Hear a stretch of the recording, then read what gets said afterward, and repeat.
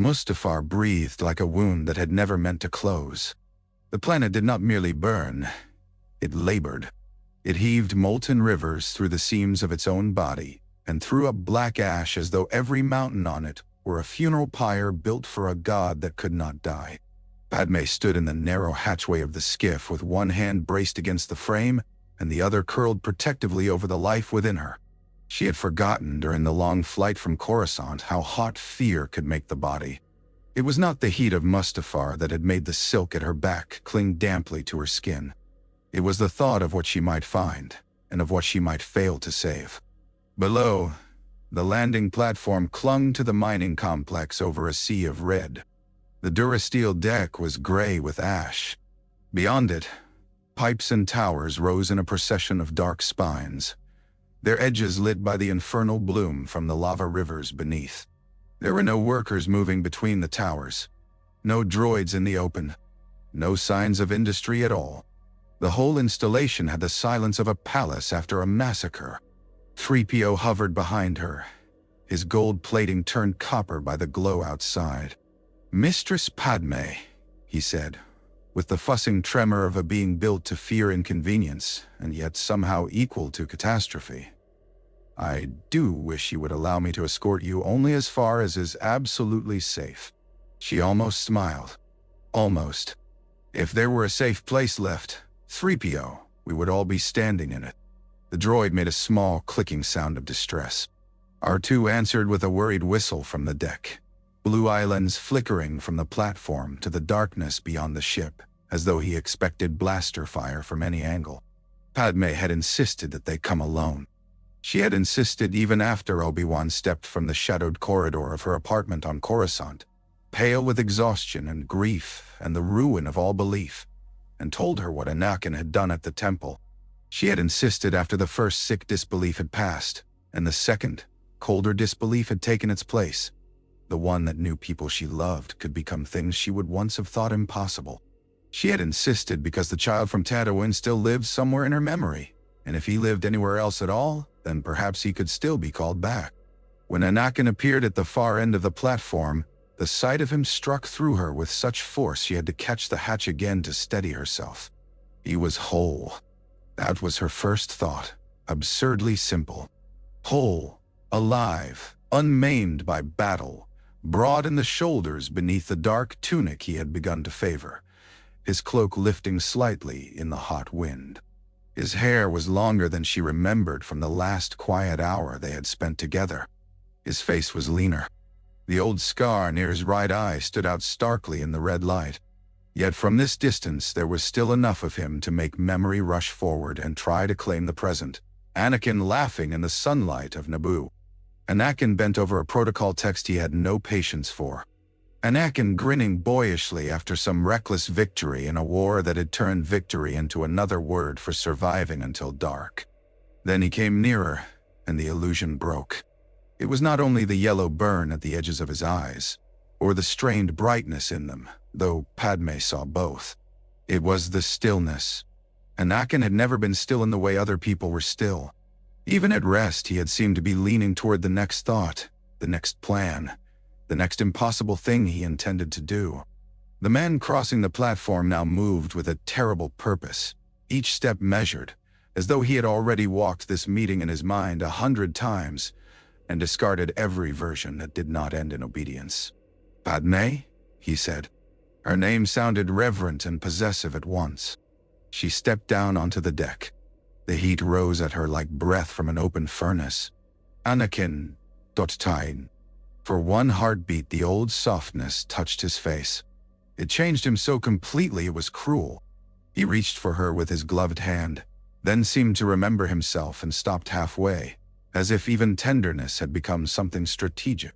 "You shouldn't have come," he said, but there was satisfaction underneath it. "Though I'm glad you did." She looked past him toward the dark mouth of the facility. No movement, no voices.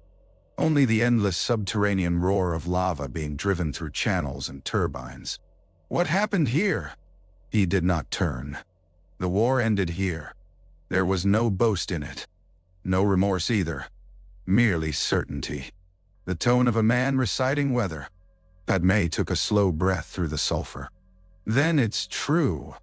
His gaze sharpened. What is true? That the temple burned. That children died. That the Chancellor is the Emperor now. His mouth thinned. And the Jedi were traitors. The word landed between them like a blade dropped on stone. Padmé had rehearsed 100 approaches on the flight out. Every one of them vanished in that instant. I don't care what they told you the Jedi were, she said, hearing her own voice go thin with fear and anger and desperate discipline. I know what you are. I know you, Anakin. No. Something in him recoiled, though he did not step back. Do you? I know the man who would risk his life for strangers. I know the boy who wanted to free every slave in the galaxy. I know the man who loved me enough to believe the Republic could still be worth serving. Her throat tightened. Tell me I didn't come here for a ghost. I have seen through their lies. He spoke more quickly now, a dangerous quickening, like a fire finding new air. The Republic was dying, Padmé. It deserved to die. The Jedi were standing on its throat, pretending to be its conscience, while they dragged the galaxy into a war they were too weak to finish. Her eyes stung, whether from the ash or from him she did not know. And this is how you save it, by slaughter? I ended slaughter. His voice rose, then steadied again by sheer force. I ended uncertainty. I ended betrayal. Don't you understand? We can stop this now. No more Senate committees. No more corruption hiding behind procedure. No more people dying because cowards refuse to do what is necessary. The heat pressed close around them.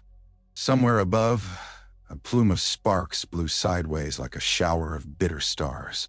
Padmé looked at him the way she had once looked across chambers full of men who wanted to call cruelty realism and ambition duty.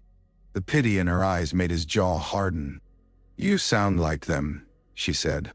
All the men who ever mistook control for peace. He flinched as though she had struck him. I did this for us. No. The word came out sharper than she intended, but once spoken it held. You did this because you were afraid. A long pause opened. 3PO had gone entirely silent behind her. Even R2's anxious muttering ceased. The world seemed to draw in around the four of them, all the lava and machinery and smoke narrowing to this one platform and the distance between a husband and wife who had already crossed too far to touch. His face changed then, in a way Padmé had never seen before. And in that change she understood that fear, once named, becomes rage with terrifying ease, in men who have built themselves on the idea of strength.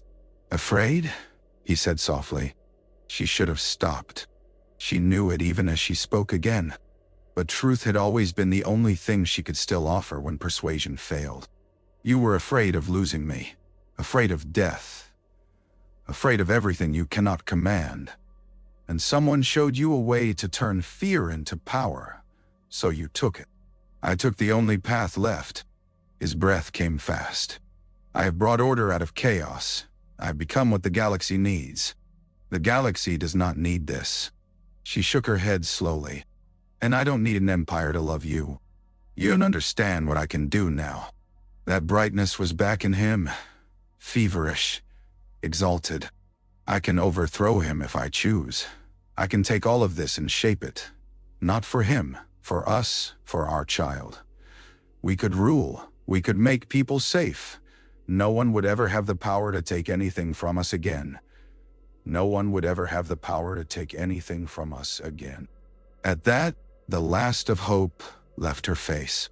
Not because the offer was monstrous, though it was. Not because it tasted of every tyrant's dream, though it did. But because he said we, with absolute conviction while speaking of a future in which neither consent nor conscience had any place. He was not asking her to stand beside him. He was asking her to sanctify what he had already decided. Come away with me, she whispered. Right now, before there's no road back at all. His eyes searched her. For one wavering second, she thought the plea had reached him. Then his gaze shifted past her shoulder. Something inside his expression cracked open. Padmé turned before she quite knew why. The ramp behind her was empty to her eye. Obi-Wan remained where he had hidden, in the gloom within the ship. Yet Anakin's sight had always gone farther than others, and jealousy, once fed, sees shapes in shadow with supernatural speed. "You brought him," he said. She spun back. "No. He came in your ship. Anakin, listen to me." His face was all ruined now, every pleading thing in him set fire by betrayal. "You brought him here to kill me." "Anakin, no." She stepped toward him with both hands lifted, palms open. "I came because I had to see you. I came because I love you." He looked at her as though love itself had become another weapon turned against him. And then the invisible hand closed around her throat. The shock of it was almost greater than the pain. Padmé staggered backward, both hands flying to her neck, not understanding at first why no air came. The platform tilted. The red glare of lava smeared in her vision. Anakin was not touching her. He did not need to. His right hand was outstretched toward her, fingers crooked, trembling with fury. "You turned her against me." Obi-Wan's voice, raw and immediate, cut across the world. He came down the ramp in a rush of brown robes and grief, lightsaber already in hand though still unignited. And everything after that happened so fast it seemed to Padmé later to have been less a sequence of events than a single violent transformation of the world. Anakin flung her aside as if she weighed nothing. The deck struck her shoulder, then the side of her head. Sound narrowed to a distant bell. She saw boots moving toward her and heard, dimly, Obi-Wan calling her name.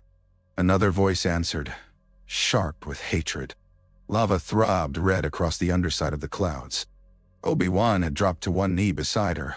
She could see only part of his face. The hard angle of it, the horror. His hand hovered over her as if afraid to touch what had already been broken. "Is she alive?" Anakin demanded. Obi-Wan rose between them. The hiss and snap of two blue blades filling the air at once was like the sudden opening of the sky. Padmé tried to speak. She could not. The world doubled. Obi-Wan and Anakin became streaks of light and dark as they clashed, first on the platform, then through the entry into the facility, all restraint gone from one and all sorrow from the other driven into the ruthless discipline of survival. She saw Anakin's face one last time before the doors swallowed them.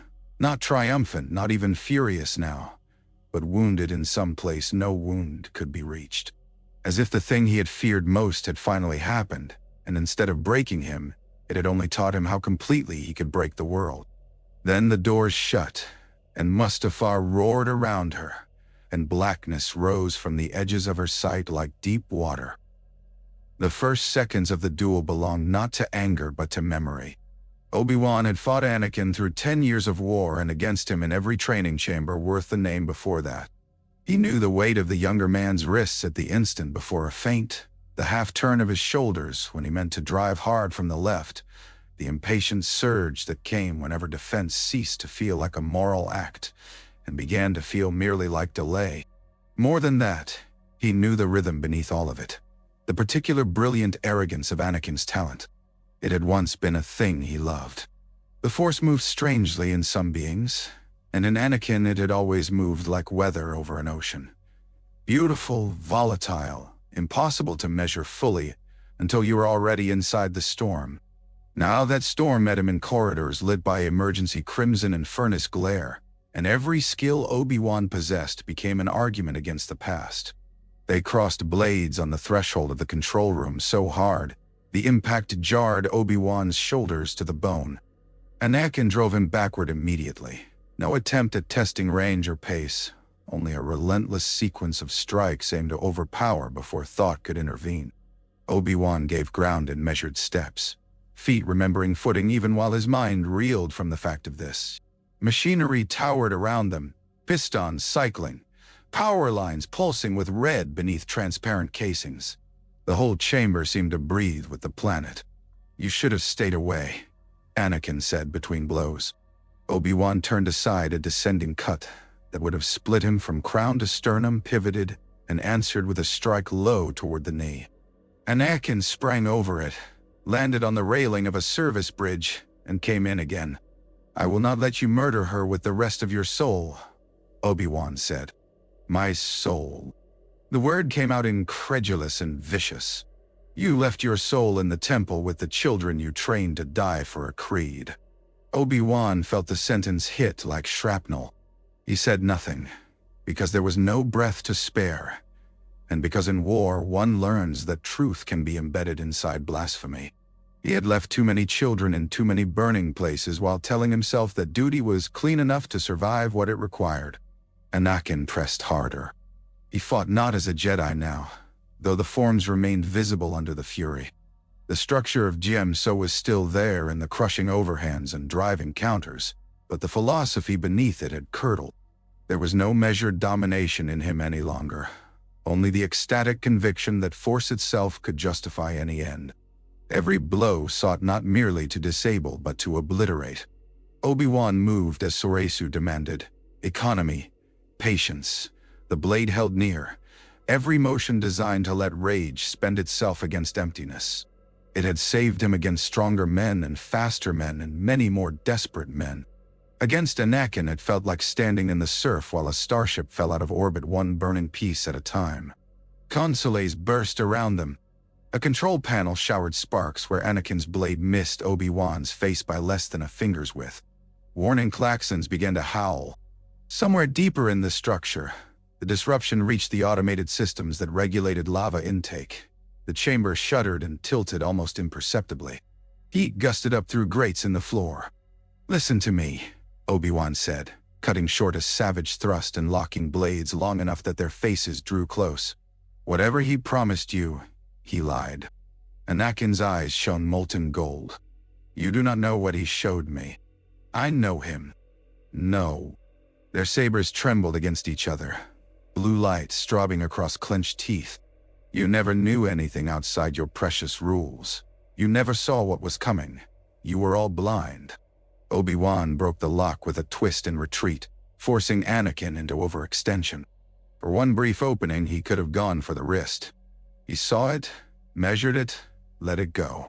There had always been a point in training where he checked the strike before it landed. The body remembered what the heart begged it to spare. The next exchange nearly cost him his life. Anakin took the offered mercy as permission to escalate. He hurled machinery at Obi-Wan with his free hand, a rack of tools, a loose coupling, a slab of alloy plating sheared from the wall. Obi-Wan batted one aside with the force, ducked another, turned a third away with his blade at the last instant. The air filled with screaming metal. They drove out of the control room and onto a narrow bridge suspended over a shaft through which molten ore moved in thick glowing streams. It was here above the pit, with the heat licking at his robes and the noise of the planet filling his ears, that Obi-Wan saw not the Sith Lord before him, but the boy from Tatooine for the first time since the battle began.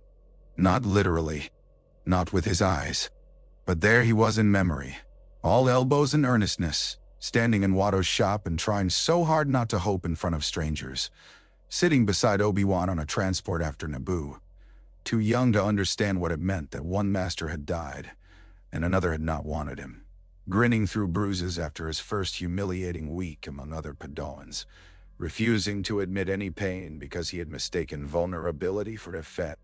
Obi-Wan had loved him from that impossible beginning, though love had been made awkward by instruction and made dangerous by war. He had loved him not only as one loves a brother, but as one loves a promise entrusted before one knows enough to refuse. And now he was trying to survive him.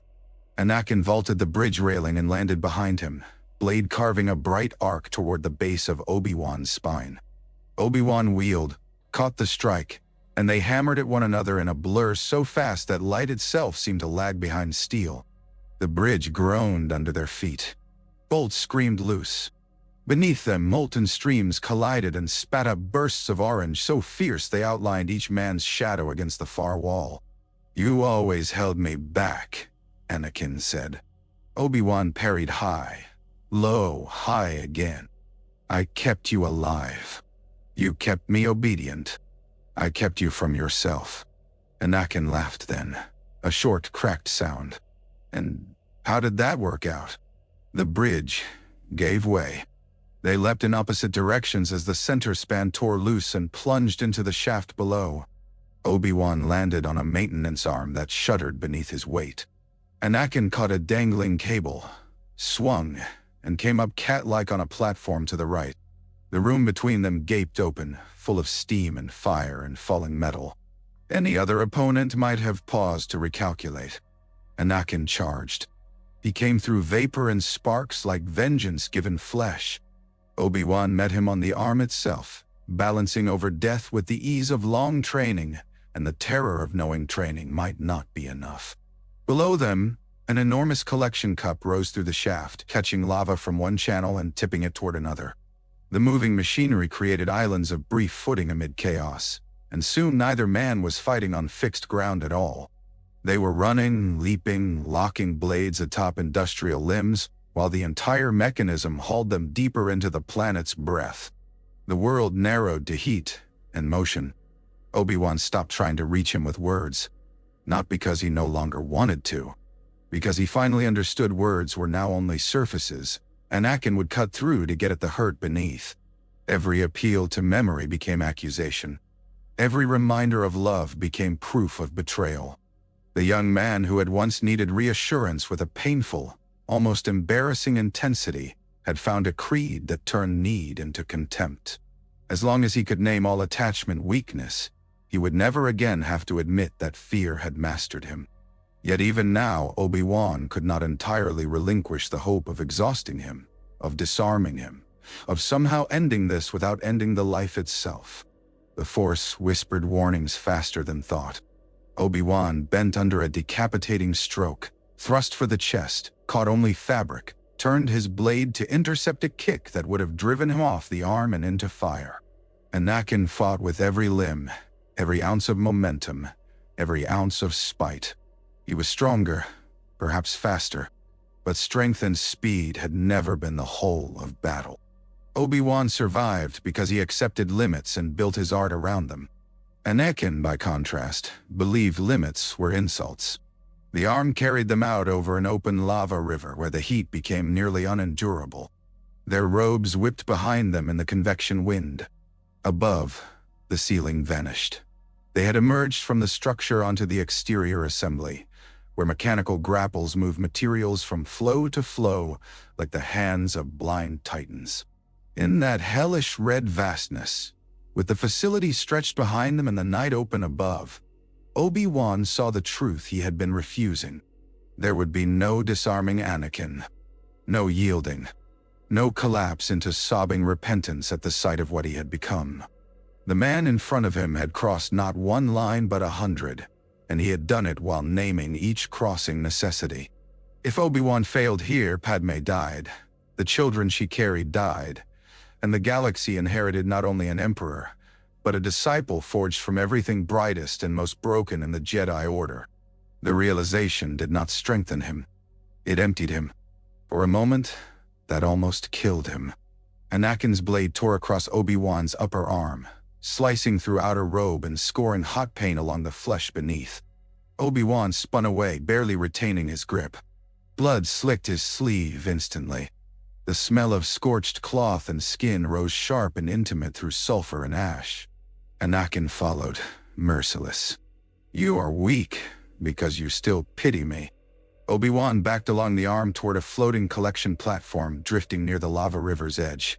He leapt, landed hard, and turned just in time to meet the next strike. The platform rocked violently. Chains rattled. It began to drift out over the flow. He looked at Anakin through sweat and steam and grief so profound it felt at last like clarity. "Yes," he said. "I pity you." The words hit harder than any blade. Anakin's scream echoed over the lava. The floating platform carried them out onto the river like a bier sent unasked onto a sea of blood. Obi-Wan had no plan beyond surviving the next strike and the next after that. The platform lurched as molten current battered its underside.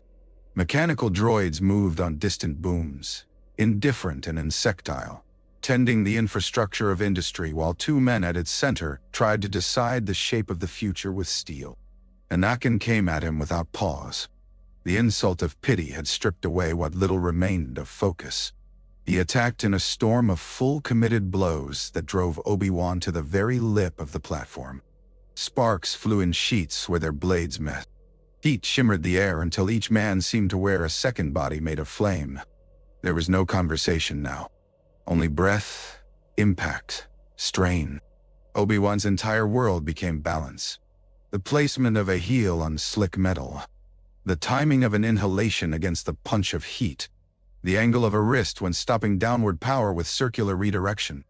Anakin's style had always depended on turning defense into a humiliating prelude to superior force. Against anyone else it worked.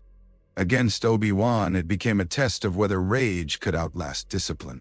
The answer, increasingly, seemed to be yes. Obi-Wan's arm burned where he had been cut.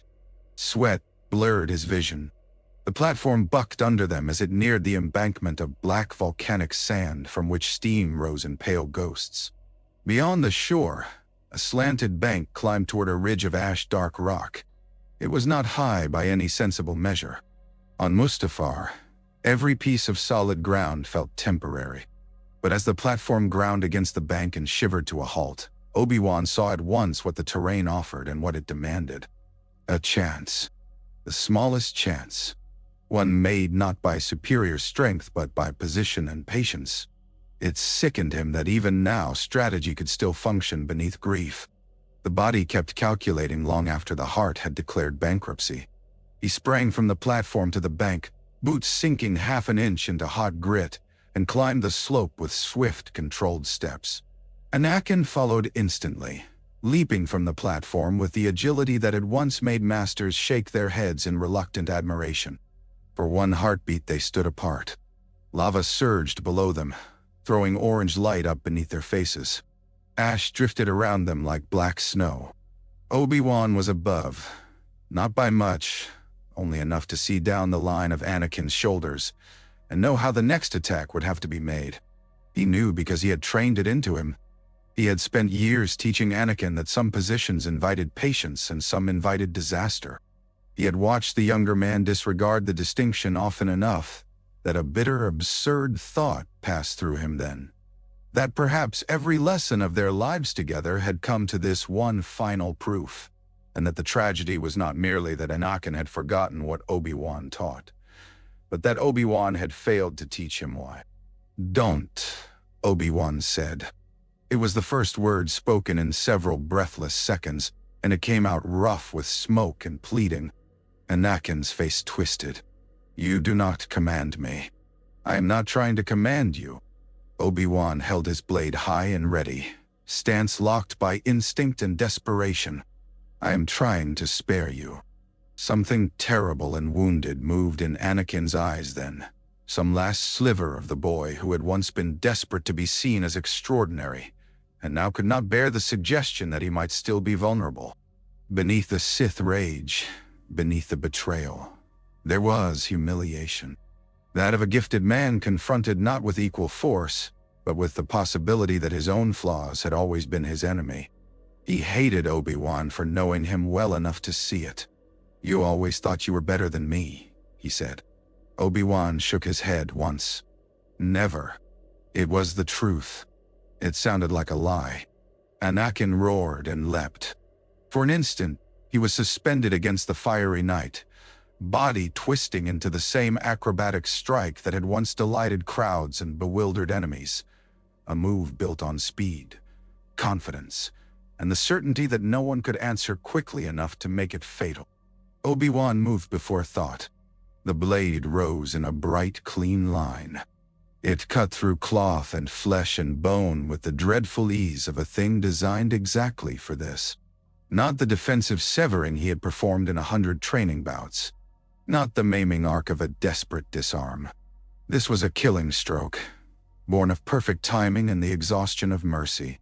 The light passed through Anakin just below the collar and across the chest, biting deep through shoulder and ribs. The scream that tore from him was not long. It broke halfway, became a wet, choking gasp, and the momentum of the leap turned against him. He struck the bank hard, slid in a shower of black grit, and came to rest at the edge of the lava river where the heat licked at him hungrily. Obi-Wan stood frozen on the slope, blade humming in the suddenly vast silence. Anakin was not dead. He was dying. Rapidly. Blood darker than the surrounding ash spread beneath him. His right hand clawed once at the ground and found nothing to grip. He looked up, and for the first time since the platform, the rage in him loosened enough that another expression showed through. Not peace. Never that. But shock. As if some hidden part of him had always believed himself exempt from consequence. As if the universe had just informed him, with brutal, belated clarity, that he was made of mortal material after all.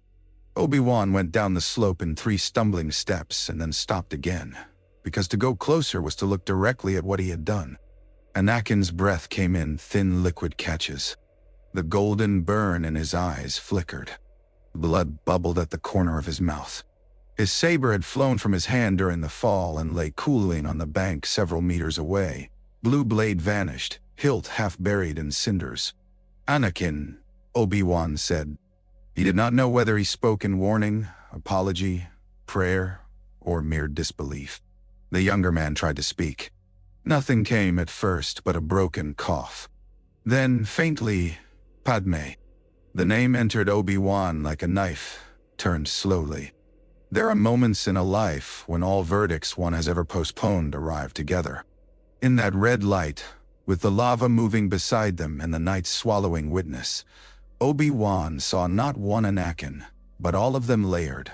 The child on the dustball world, the Padawan glaring through adolescent pride after a reprimand, the knight laughing breathlessly beside him on a battlefield, moments after cheating death again, the secret husband torn between joy and fear, the would-be savior whose compassion had... And because he saw all of them, he also saw the obscenity of what had been allowed to happen long before Mustafar. A child too powerful and too frightened, taken into an order that mistrusted fear yet did not know how to heal it. A war that rewarded aggression and called it valor. A chancellor patient enough to turn every wound into a road. Obi-Wan could not excuse Anakin. Not now. But neither could he pretend evil had erupted from nowhere, whole and perfect. It had been made. Fed. Flattered. Hidden. Sometimes by enemies. Sometimes by love too hesitant to wound with truth. Anakin tried to push himself up. He could not. He had strength left enough only to drag himself half an inch nearer the lava before collapsing again.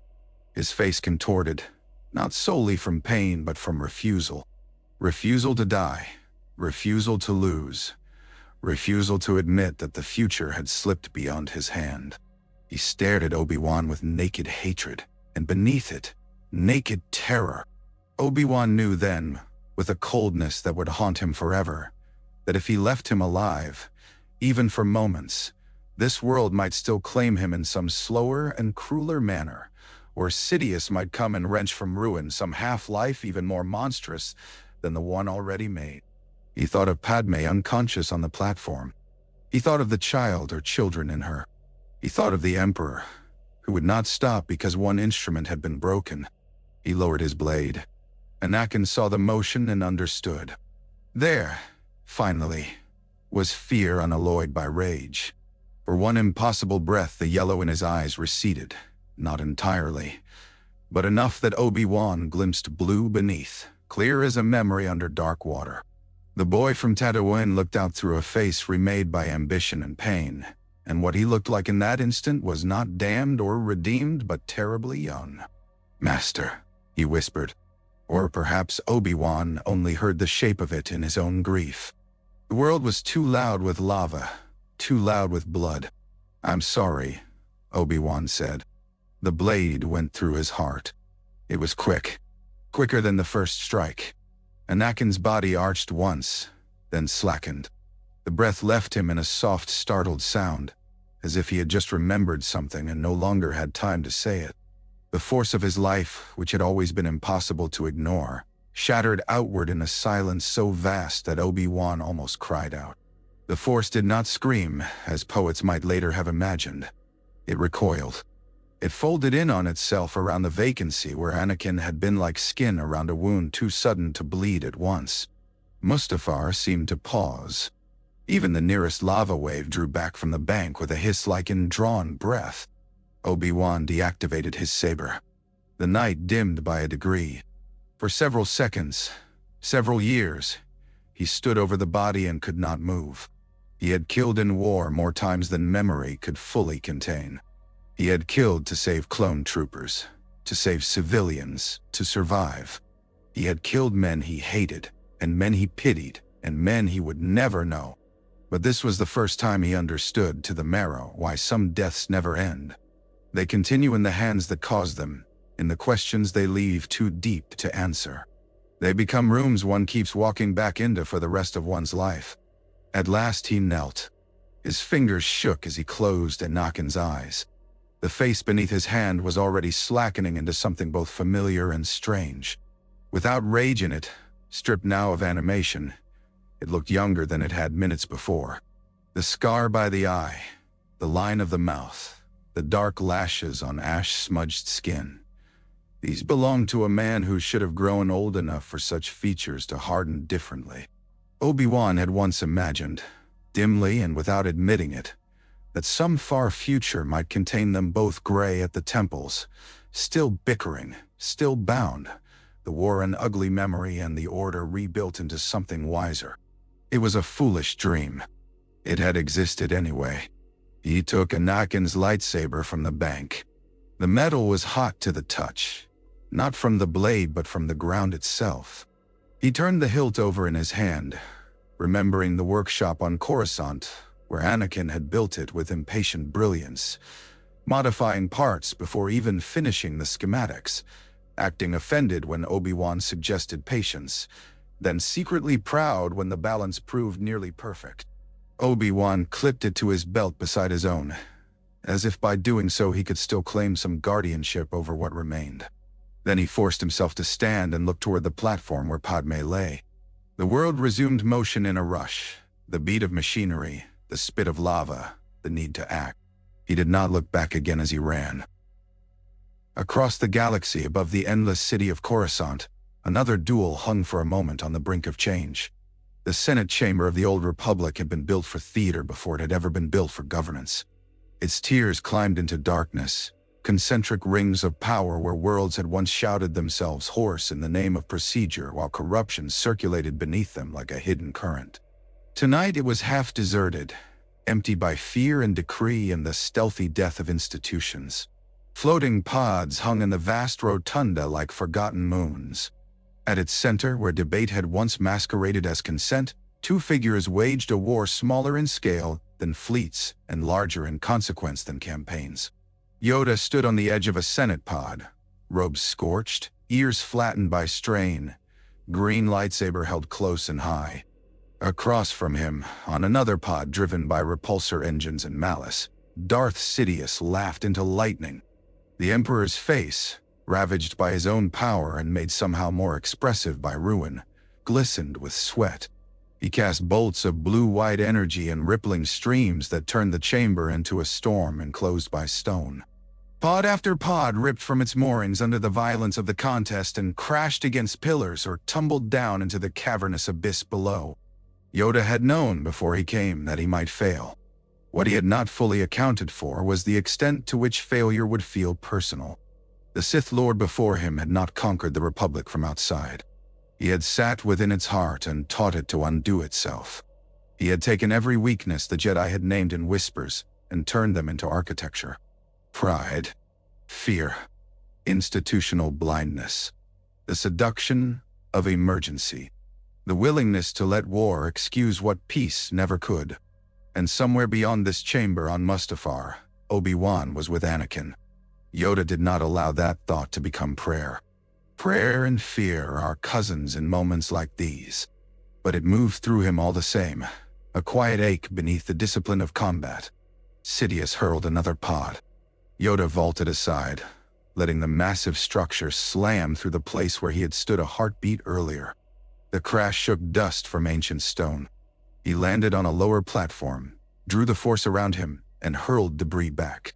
Sidious leapt clear with unholy nimbleness, cloak billowing like a wound in the air.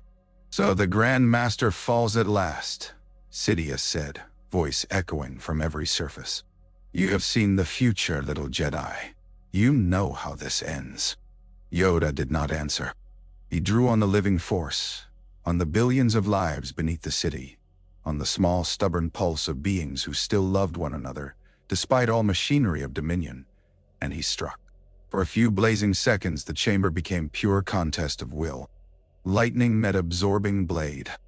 Force pushed against force in a pressure that made the air itself quiver. Sidious bared his ruined teeth. Yoda felt the full black depth of him then. Not chaos, not even hatred exactly, but appetite refined into philosophy. The conviction that all existence exists to be bent. And then the galaxy lurched. It was not a physical sensation. Not entirely. No vibration touched stone. No tremor rattled the Senate pods. But the force shuddered like a creature struck in the heart. Sidious's expression changed. Not much. A lesser being would have shown confusion or horror. Sidious showed only interruption. Yet Yoda knew, because the Emperor's concentration flickered for one priceless fraction of time, and because beneath the vast oily mass of his power, a line of connection abruptly vanished, severed so cleanly it left an ache in the air. Anakin. Whether dead or only lost beyond reach, Yoda could not tell. He felt Obi-Wan at a great distance too, faint, staggering with grief. The pattern between master and student, brother and brother, had been torn open. Sidious knew it as well. The Emperor's lightning stuttered. His eyes widened not in sorrow but in rage at the theft of expectation. Then he masked it and drove harder, but the moment had already altered the flow of battle. Yoda redirected the next wave, leapt, and struck the rim of Sidious' pod hard enough to crack its housing. The repulsors whined. Sidious snarled and sprang to another platform. From the high gallery came the sound of guards shouting. Red-clad Senate commandos spilled onto access bridges, too late and too distant to affect the duel, yet already imagining themselves witnesses to history. Yoda ignored them. His task had narrowed to one impossible hope: end this now. He leapt from pod to pod with astonishing speed for so small a body, green blade flashing. Sidious met him with shrieking laughter and another barrage of force energy. Around them, the chamber became a ruin of shattered rhetoric. But the interruption had cut both ways. If Anakin had fallen, then Obi-Wan still lived. And that meant the Emperor, now abruptly alone, would throw everything left into survival. Desperation made dark power inventive. Yoda felt the swell of it as Sidious drew not merely on anger but on loss, transmuted instantly into murderous intent. The next collision of force between them detonated at the center of the chamber. Energy burst outward in a sphere of white-blue violence. Pods slammed loose. Light devoured detail. Yoda felt himself thrown backward, staffless, blade wrenched from alignment. He struck the rim of a pod, rolled, and caught himself on clawed hands just before tumbling into the abyss. Above him, Sidious cackled through the aftershock, already recovering first. Yoda looked up and understood in the same beat that the fight had passed its point. The Emperor still had height, guards, routes of escape, the machinery of state bending around him. Yoda had none of these. To remain would be to die here and now without ending the Sith. To withdraw was unendurable. It was also necessary. Around necessity, the entire tragedy of the age seemed to gather. He fled, not from fear for himself, from duty to what still survived. The service passages beneath the Senate smelled of dust, coolant, and old stone. Bail Organa found him there minutes later, small and singed and carrying defeat with the silence of beings too disciplined to call it by its name. The senator's face went white beneath the streaks of grime at the sight. "Master Yoda." "No time," Yoda said. "Go, now." Bail did not ask whether Sidious lived. He had already read enough in Yoda's eyes. He lowered the ramp to his speeder and helped the Jedi inside. Above them, sirens were beginning to spread through the Senate district in concentric waves.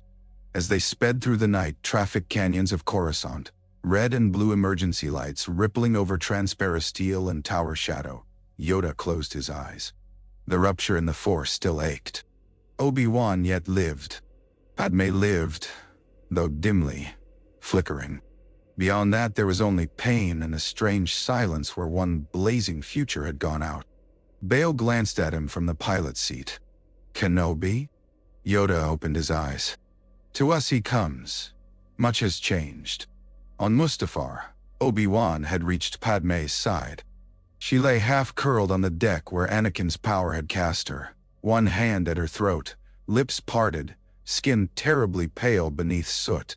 For one sick heartbeat, Obi-Wan thought he had been too late after all. Then he felt the faint pulse at her neck and nearly broke apart from relief. Padmé. He touched her cheek. Padmé, can you hear me? No response.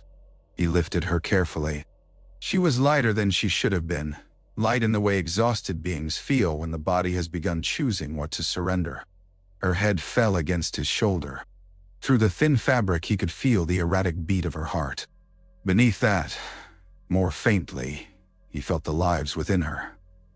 Two. He realized with a jolt so sharp it nearly stopped him. Two small presences, confused and urgent, pressed close in the Force. Twins. The knowledge made the situation at once more miraculous and more catastrophic. R2 was already extending the ramp. 3PO fluttered uselessly at its edge. Oh dear, oh dear, oh dear. She needs a med unit, Obi-Wan said. And we leave at once. R2 emitted a burst of sound somewhere between affirmation and alarm. The ship's engines began to warm. As Obi-Wan carried Padmé aboard, he saw his own lightsaber clipped at his belt and beside it Anakin's. For a moment he could not bear the sight of either. Yet to remove them now would be another kind of refusal, and refusal had cost enough. He laid Padmé on the berth in the forward compartment and strapped her in with trembling hands. The ship shuddered as the engines took full power. Through the viewport, Mustafar's horizon was a red wound under black clouds. For the first time since Anakin's death, Obi-Wan allowed himself one glance back toward the shore. He could not see the body from here. Only the slope, the drifting ash, the terrible beauty of the lava river. A place of ending. A place that would be etched into him more sharply than any temple or battlefield for the rest of his days. Then the ship rose, and Mustafar began to fall away. Sidious arrived on Mustafar expecting pain. Pain he understood. Pain he could use. Pain in a promising apprentice was rarely cause for alarm. It was often proof that transformation had done its necessary work. He had cultivated Anakin Skywalker toward agony for years, knowing the great power of some souls is not released by comfort, but by fracture. The young man's terror of loss, his vanity disguised as devotion, his hunger for singularity, all of it had made him both dangerous and useful. A being built on fear can be taught to worship the hand that names fear power. So when the Emperor's shuttle cut through Mustafar's smoke and settled onto the landing platform in a rain of hot ash, he expected to find a wounded instrument. Perhaps mutilated, perhaps half-mad, but alive, salvageable, bound forever by the knowledge that only one master in the galaxy could make such a ruin walk again. What he found instead was absence wrapped in flesh. The mining complex was still largely as Anakin had left it, though scorched now in places where the duel had passed. Droids scuttled in damaged loops. Warning sirens wailed from cracked housings. The air stank of ionized metal, sulfur, and blood. Sidious moved through it with guards and a medical team at his back. But the further they went, the more those attendants fell away into silence, because even men trained to revere the Emperor could feel when his temper had entered a region where proximity became risk. He found the body on the black shore. For a long time he did not speak. The dark cloak pooled around his boots. Ash clung to the hem. The lava river cast upward light over Anakin's face and the Emperor's ruined one alike, making both appear carved from the same infernal material. Yet if Sidious looked like a demon at his own altar, the body before him looked horribly human. Too human. Not the armored future he had imagined, not the fearsome symbol he meant to set loose upon the galaxy, but a young man in torn dark clothes with ash in his hair and death already graying the lips. One clean wound through the chest. Another, deeper slash across the upper torso. No severed limbs. No cauterized stumps. No opportunity. No use. Sidious lowered himself to one knee with a slowness the watching guards had never seen in him. He touched Anakin's forehead with blackened fingertips. Cold. The force around the corpse held only aftertaste now. A fading burn, the psychic imprint of great violence and greater failure. There was no mind to seize, no half-spilled life to force back into battered tissue. Whatever blaze had once made this young man more powerful than any Jedi of his generation was gone. Not hidden, not dimmed, not suspended. Gone. For one instant, a rare thing crossed the Emperor's face. Not grief in any human sense, but thwarted investment. The expression of a gambler who has spent years rigging the game only to discover, at the final turn, that chance has stolen the prize anyway. Then rage came. It came so coldly that the surrounding air seemed to draw away from him. Guards lowered their eyes. A medical droid stopped where it was, logic center whirring, as though it too could calculate danger. Sidious's hand tightened in the dead man's hair. "Kenobi," he said. The name was not spoken. It was pronounced. He rose in a fluid motion and sent a shock of dark power through the bank. Black sand erupted. The nearest guard staggered. Another fell to one knee.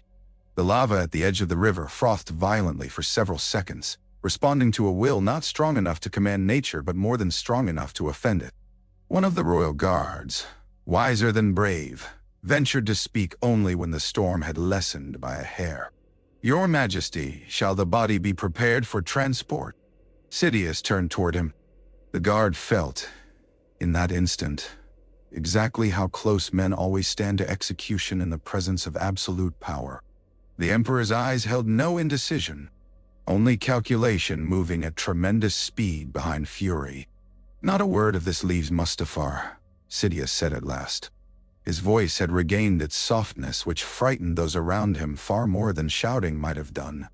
"Officially, Lord Vader lives." The guards exchanged the quickest of glances, a reflex too brief to earn punishment. They knew the name had only just been given. None of them knew whether to understand the statement as deception, prophecy, or threat. Sidious understood it as utility. A galaxy taught to fear an unseen enforcer would fear as efficiently as one shown the enforcer's face. Perhaps more. Absence could be shaped. Rumor could be sharpened. And if another servant one day proved worthy of inheriting the title, then the myth would already exist, waiting for flesh. He looked down once more at Anakin. "You failed me," he said, though not loudly enough that any witness could be sure whether he spoke to the dead or to himself. Failure had not been solely the apprentice's. Sidious knew that. He had underestimated Obi-Wan Kenobi, not the man's skill, which was famous, but the severity of his love. Most Jedi, for all their sermons on detachment, lacked the brutality required to finish what compassion began. Sidious had counted on that weakness, counted on the older man to stop short, to leave Anakin broken enough for retrieval and too conflicted to ensure the kill. Kenobi, it seemed, had surprised them both. The thought did not increase Sidious' hatred so much as refine it. He began issuing orders.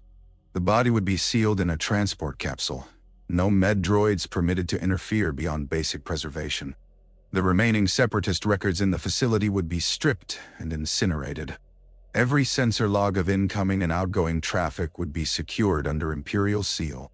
Search nets would be cast immediately for Padmé Amidala and Obi-Wan Kenobi. The former, he noted with private urgency, had arrived on-world pregnant. If the children survived. He stopped that line of thought before it could become fear. Fear was for instruments. He used it. He did not indulge it.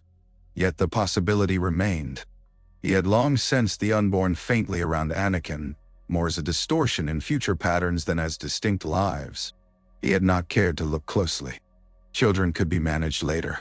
The father had mattered. The father had been the vessel large enough to hold the future Sidious intended.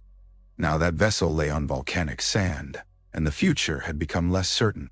By the time the body was secured, the night over Mustafar had thickened with smoke. Sidious stood on the landing platform as the medical capsule was loaded into his shuttle.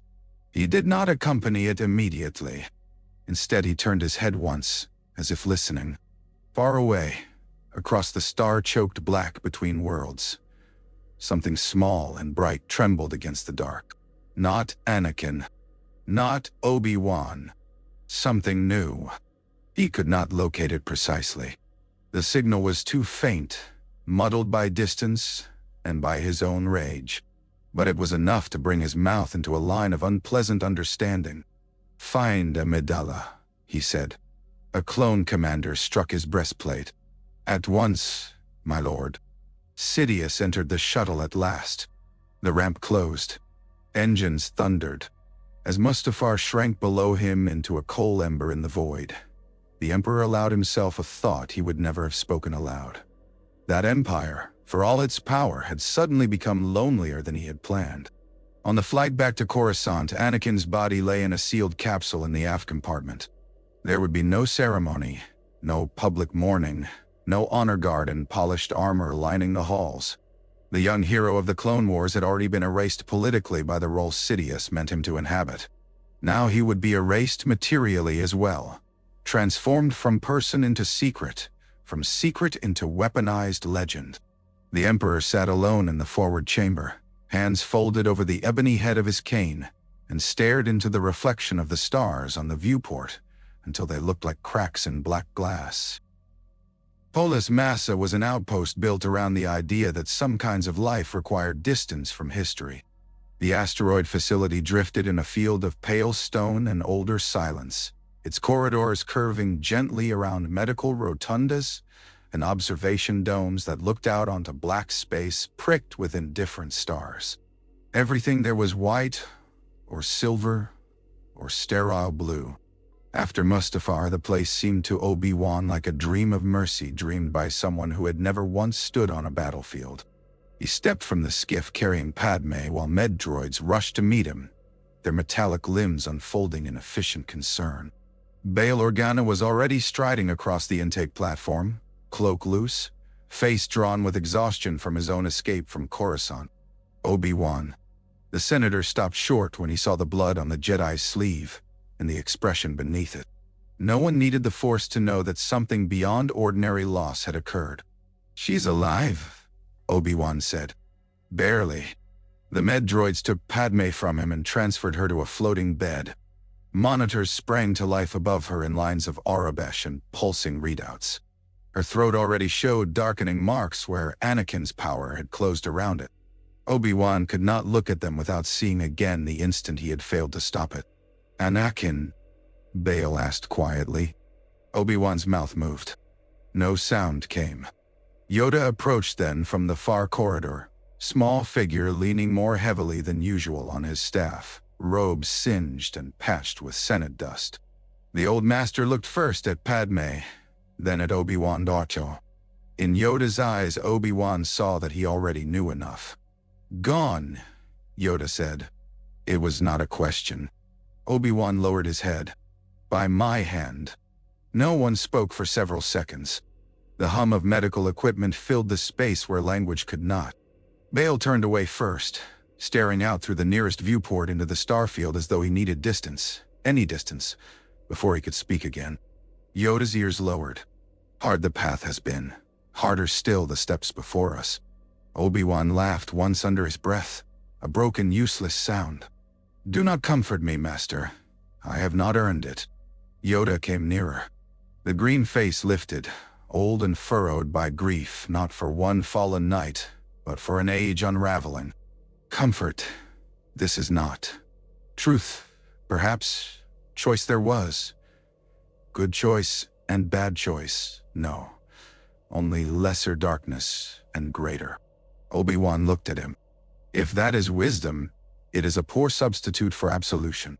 Absolution seek from the living, not from old creatures who failed before you were born."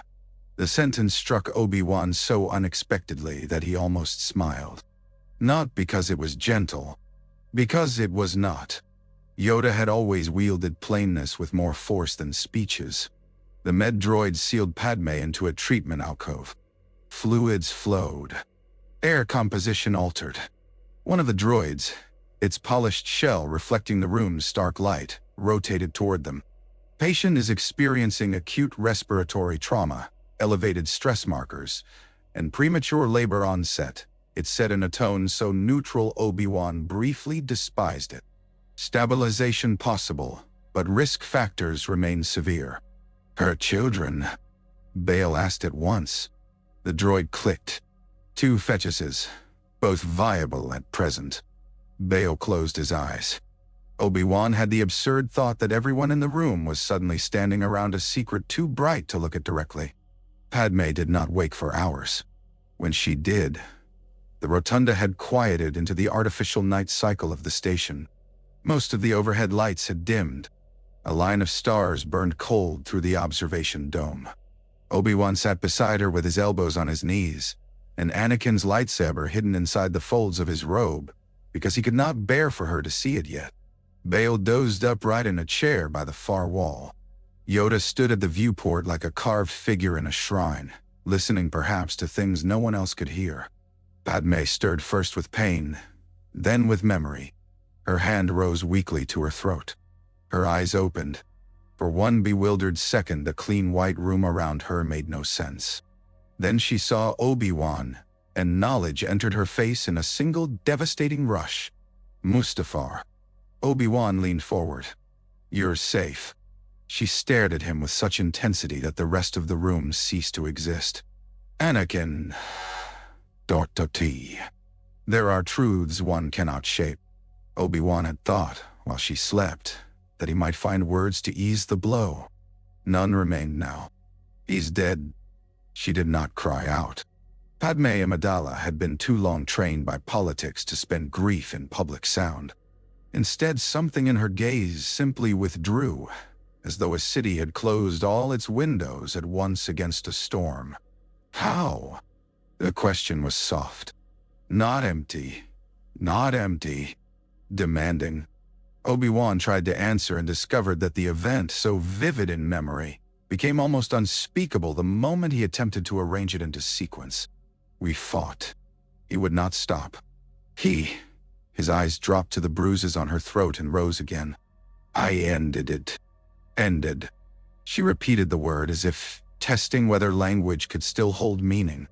You killed him. Yes. Her breathing altered. One of the monitors clicked warningly. Bail was awake now, motionless in his chair, unwilling to intrude and unable to leave. Yoda turned but did not come closer. Padmé closed her eyes. When she opened them again, they were wet, though the tears did not fall. Did he know me at the end? It was the cruelest question he had ever been asked, because the honest answer was multiple, and every version would wound her differently. He thought of Anakin speaking her name through blood. He thought of the hatred, the fear, the brief, impossible flicker when the gold receded from his eyes. He knew you enough to call for you, Obi-Wan said. The tears came then, silently. They slid across her temples into her hair. She did not wipe them away. I should hate him, she whispered. I know I should. No, Obi-Wan said with sudden force. You should not force your heart to match the neatness of what others expect. Hate him if you do. Mourn him if you do. Both can be true. She gave a faint broken exhale that might once have become laughter in another life. That sounds almost wise. I have earned none of my wisdom cheaply. Padmé turned her face toward the stars. For several minutes she said nothing. Obi-Wan let the silence stand. To fill silence too quickly is one of the smaller cowardices of the kind-hearted. It spares the witness more than the sufferer. At last she said, I saw him on the platform and for a moment I thought there was still time. He looked at me as if I were home. Then he looked past me and all of it changed. Obi-Wan's throat tightened. I should never have hidden aboard. If you hadn't, I would be dead. She touched her bruised throat lightly. Perhaps the children too. A pause. Did he suffer? Obi-Wan's hand closed over the edge of the chair so hard his knuckles whitened. Not for long.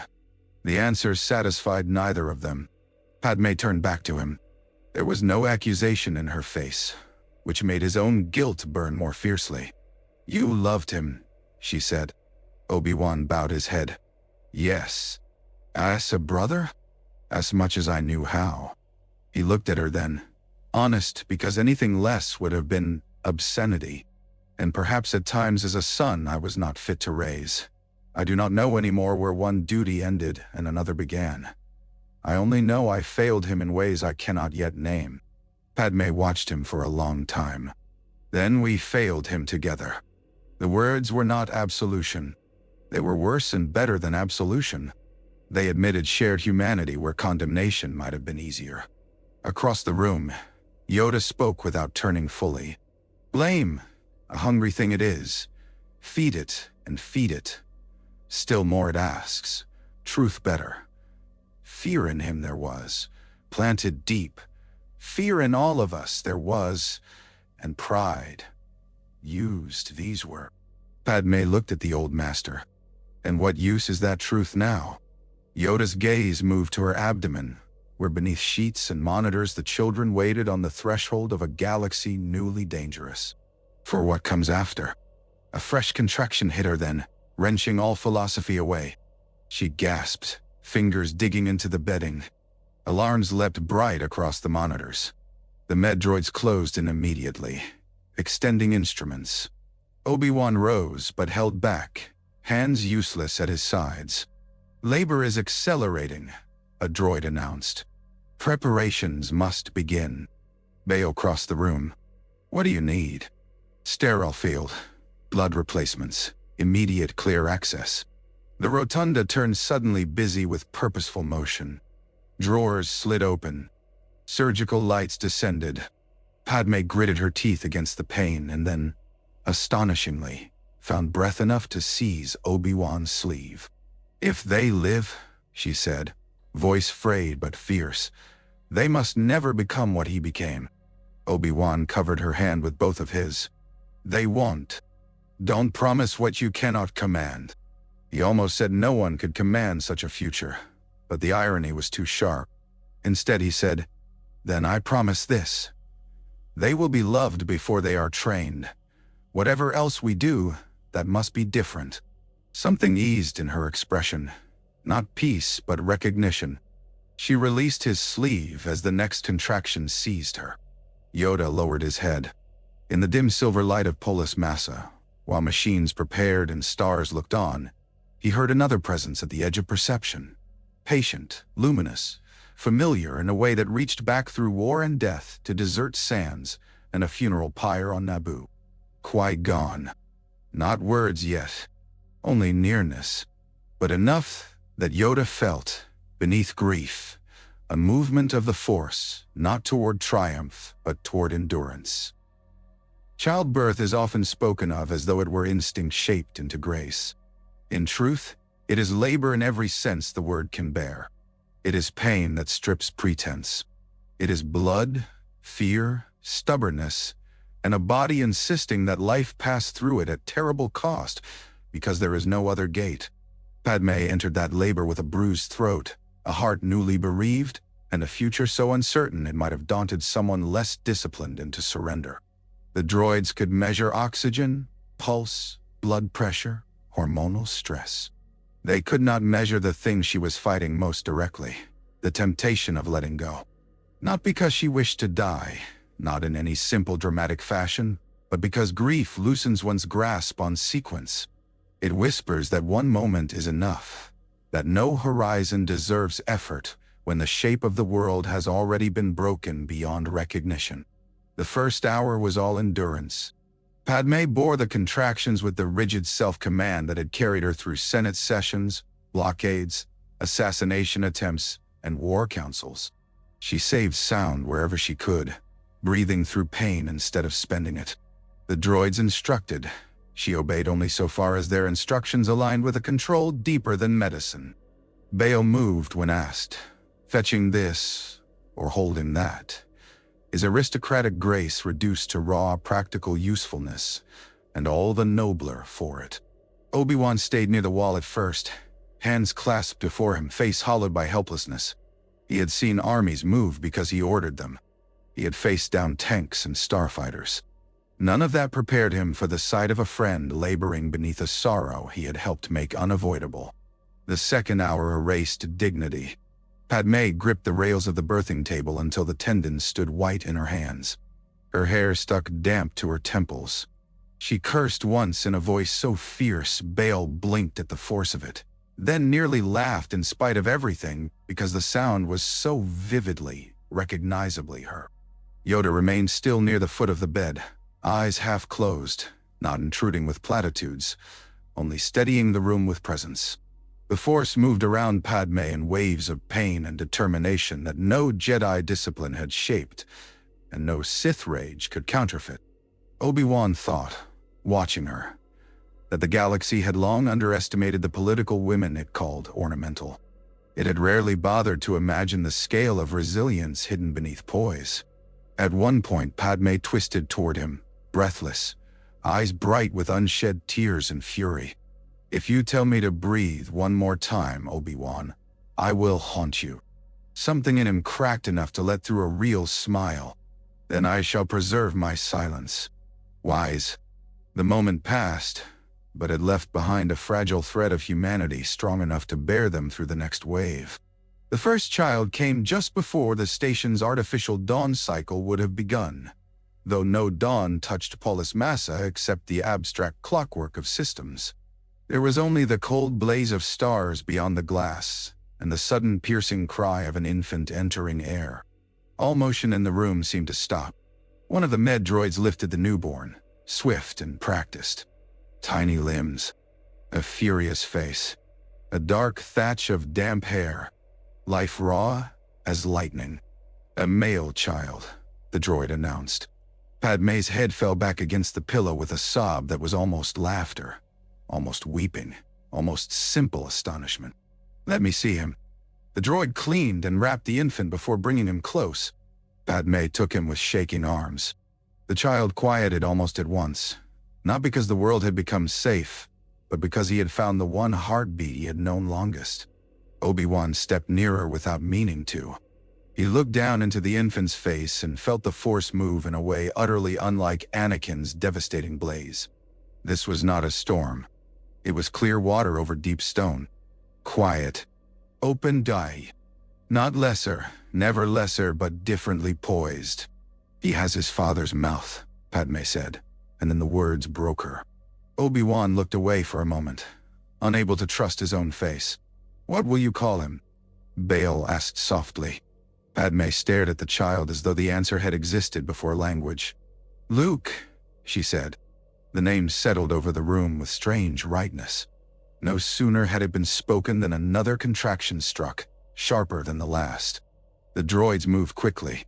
Padmé handed Luke to Bail, who took him as carefully as if he were carrying not merely a child, but a charter for some reborn state. The infant rooted blindly at the senator's cloak, indignant at the substitution. The second birth came faster and harder. Padmé cried out then. No restraint left, and Obi-Wan found himself at her side despite every intention to remain out of the way. She seized his hand with surprising strength. He gave it without hesitation. "She is turned," a droid said. Obi-Wan understood very little of the medical terms that followed. He understood the strain in the droid's voice despite its programming. He understood Padmé's fingers crushing his. He understood Yoda opening his eyes fully and stepping once closer, as if presence itself could become shelter. Then the second cry came. Smaller at first than Luke's, then no less fierce for being thin. Another life announced itself to the stars. Another impossible continuance of a story that had just been torn in half. A female child. Padmé was crying openly now. So was Obi-Wan, though he did not realize it until a tear struck the back of her hand. The droid laid the daughter against her breast. This child's eyes opened almost at once, dark and startlingly alert, as if she had arrived already judging the room she intended to survive. "Leia," Padmé whispered. No one asked how she knew. Some names do not feel chosen so much as recovered. Luke mewled from Bail's arms, offended by delay. Leia answered with a sharper sound. For a strange luminous instant, The room filled not with grief or strategy or the collapse of orders, but only with the primal comedy of siblings objecting to existence together. It would have been possible in that instant to believe that new life could simply replace what had been lost. Then Padmé's strength failed. The monitors jumped. Her face, flushed with effort a moment earlier, went abruptly gray. The droids moved with increased speed, administering fluids, scanning vitals. One emitted a tone of concern. "Patient is destabilizing." Obi-Wan felt the blood leave his own face. "What does that mean?" "Cardiovascular collapse risk. Severe exhaustion. Compounded trauma." Padmé's eyes fluttered. She looked at Luke and Bail's arms, at Leia against her own chest, then beyond them to something no one else could see. The room chilled. Obi-Wan had heard of this before, and stories told too quietly among Jedi to resemble doctrine. That beings can choose, in ways medicine cannot chart, whether to remain tethered to the body when profound grief or fulfillment offers another path. He had never known whether to credit such tales. In that moment he believed all of them. "Padmé," he said sharply. "Stay with them." Her gaze shifted to him. She seemed far away already. Not dead, not dying in the mechanical sense yet, but listening toward distance. "I'm tired," she whispered. "Yes." He leaned close, heedless of propriety, of droids, of senators, of masters. "Then rest, not leave. Rest, there's a difference." Bail stepped in with Luke. "Look at your son." Yoda's voice, gentle as Obi-Wan had seldom heard it, joined theirs. "Look at your daughter." Padmé's eyes found the children. Something moved. Later, no droid could have charted the precise instant. No machine registered the exact mechanism by which a woman standing at the threshold of death remembered obligation more powerful than despair. But Obi-Wan saw it in her face. A refusal, small and stubborn and distinctly her own, set its feet against the dark. She drew one breath, then another. The monitors steadied by degrees. The lead droid rotated its head. "Stabilization is returning." Obi-Wan closed his eyes so hard they hurt. Bail exhaled like a man surfacing from deep water. Yoda bowed his head. Padmé did not speak for several minutes. She simply looked at Luke and Leia, as though relearning the purpose of every future hour. When at last she did speak, it was to Obi-Wan. "If I die later," she said faintly, "do not ever let anyone tell them I left, because they were not enough." "You will tell them yourself," Obi-Wan said. "Perhaps." Her mouth curved, weak, but unmistakable. "There is still room for honesty if not certainty." The droids finished their work and swaddled the infants properly. Luke, once transferred to Obi-Wan for a moment, immediately grabbed the edge of the Jedi's robe with astonishing firmness. Obi-Wan stared down, helplessly fascinated, as tiny fingers refused to release him. "Well," Bail murmured, smiling through exhaustion, "there is some Skywalker in him after all." The name fell over the room and made it still. Padmé's eyes closed briefly. When they opened again, they were steadier. "There was good in him," she said. "Not at the end, perhaps. Not enough to save him. But once, there was. They must know that when they are old enough to survive it." Obi-Wan nodded, though the promise felt like a burden made of flame and truth. Yoda turned toward the stars. The presence of Qui-Gon had come nearer now, not as a full apparition, but as a certainty of compassion threaded through the living force. With the births, something had shifted. The future had not become safe. It had become possible. And possibility, after all that had been lost, felt almost holy. By the time the Emperor returned to Coruscant, dawn had failed to mean anything to the capital.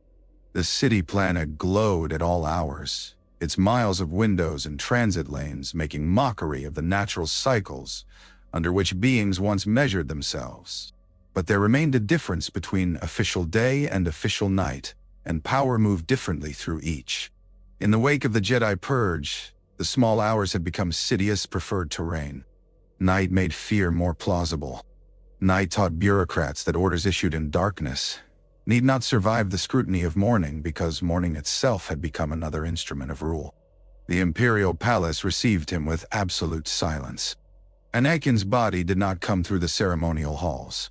It was transferred via secured service route to a sealed chamber beneath the medical wing, a place built for transformation and now rendered pointless by finality. Sidious did not follow it immediately. First, he shed the outer dust of Mustafar in private, allowing attendants to remove ash from his cloak while never once turning his scarred face fully toward them. Then he summoned those who would help him turn loss into architecture. Amidala arrived first, blue skin made pallid by fatigue and anxiety.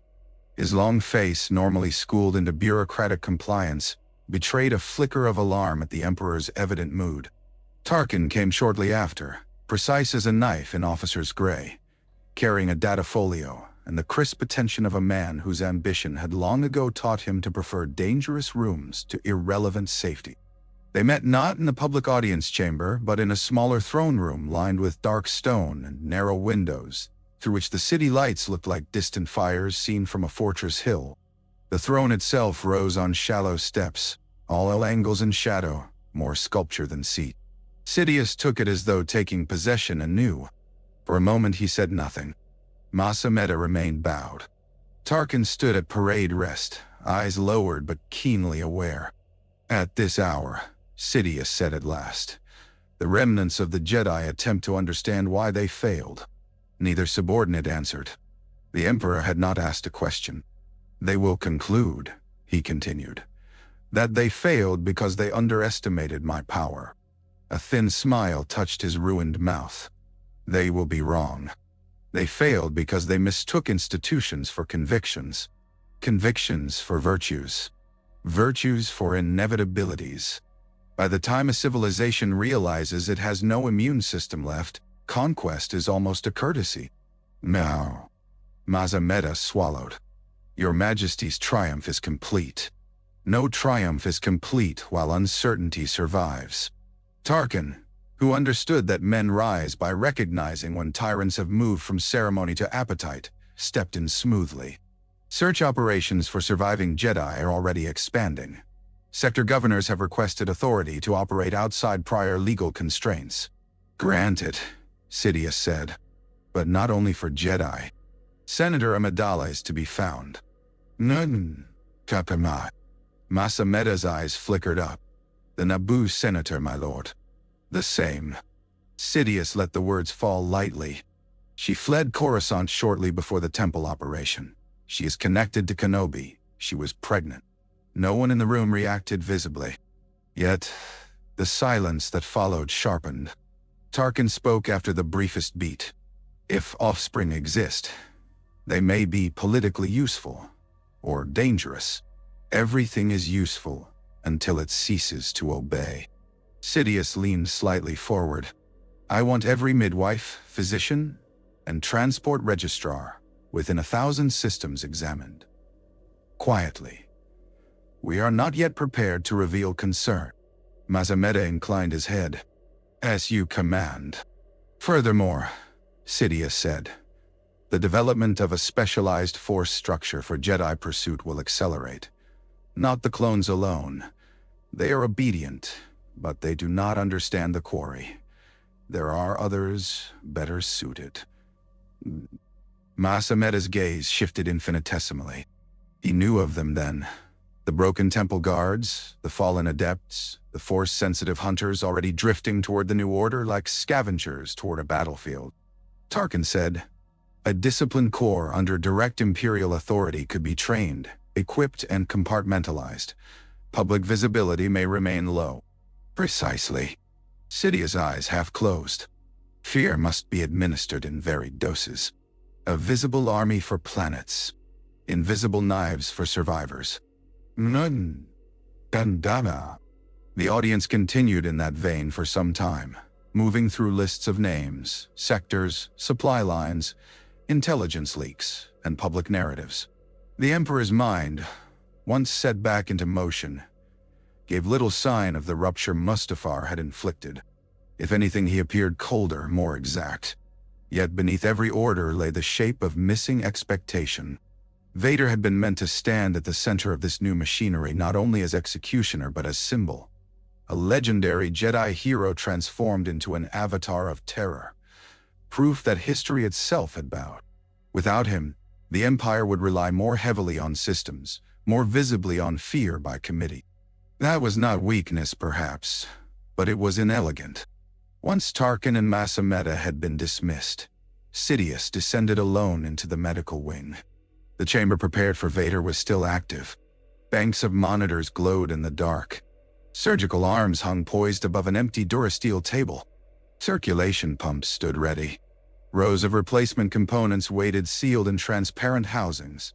The air smelled faintly of antiseptic and ozone. Everything about the room was anticipatory, as if it had been holding its breath for a future that would now never arrive. Sidious stood at the threshold a long time.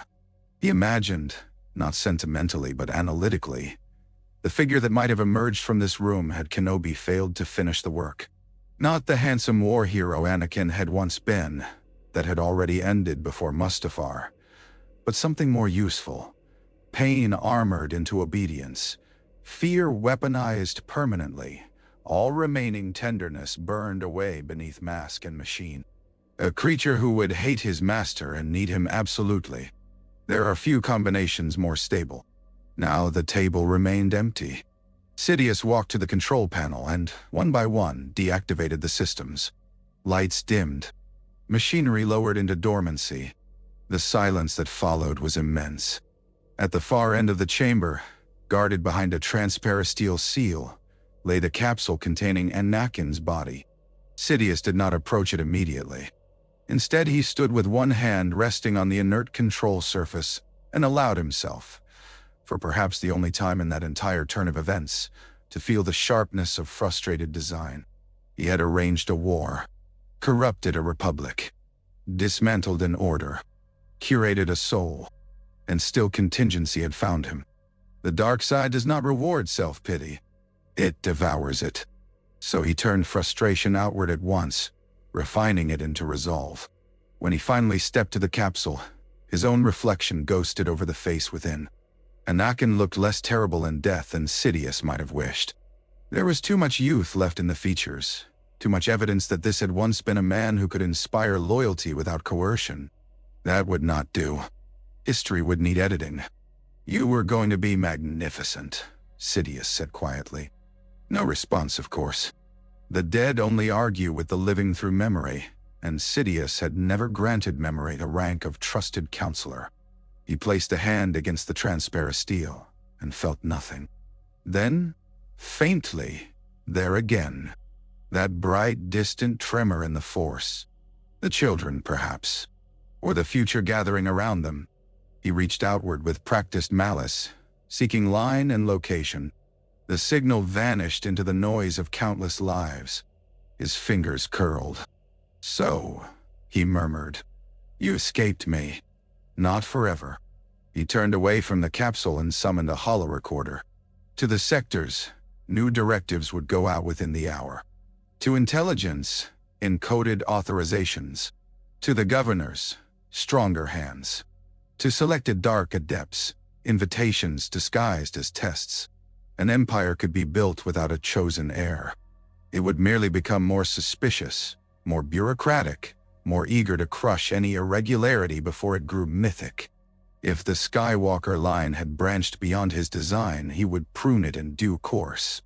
Above the palace, Coruscant's traffic continued to stream in endless illuminated veins. Billions slept, worked, loved, or cowered beneath their new order. Most would never know how much the future had altered in a single night on a world of fire. Sidious intended to keep it that way. The hardest decisions are not always the grand ones. History loves declarations, battles, formal betrayals under banners and in council chambers.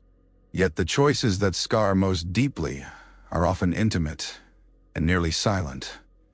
Which name a child will answer to, which arms will hold them first, which doorway one walks through knowing it may divide a life into before and after, forever. By the time Padmé had slept a few shallow hours and taken broth she scarcely tasted, the necessity of planning had come upon them with all the cruelty of reason. The twins could not remain together in any place the Emperor might readily trace. Padmé could not simply return to public life with 2 infants and expect secrecy to survive. Obi-Wan and Yoda could not remain near the children without drawing danger. Bail could not openly shelter both without turning Alderaan into a target the instant suspicion stirred. Each fact was logical. Together, they formed a sentence no one wished to say. They gathered in a small private hangar adjacent to the medical wing because the rotunda had become too much a place of suffering, and because departures are easier to discuss in spaces already built for them. A light freighter stood ready at one end, engines quiet, ramp lowered. Supply crates cast long shadows under low lamps. Through the outer viewport lay only stars and the pale drift of asteroids. Padmé wore a dark shawl over a simple medical gown. She looked too thin, too white around the mouth, but the force of her will held her upright. Leia slept against her shoulder for the moment, one tiny fist tucked beneath her chin. Luke lay in Obi-Wan's arms, not sleeping at all, his gaze wandering solemnly over faces as if memorizing a council older than he was. Bail stood a respectful distance away, hands clasped, though his eyes never strayed long from the children. Yoda sat on a crate, staff across his knees, appearing very small and very old, and very much the hinge on which too many generations had turned. It was Padmé who spoke first. "I know what you were going to say." Obi-Wan shifted Luke gently, buying himself seconds he did not need and could not use. "Then you know why." "I know why." Her eyes were on the infant in his arms.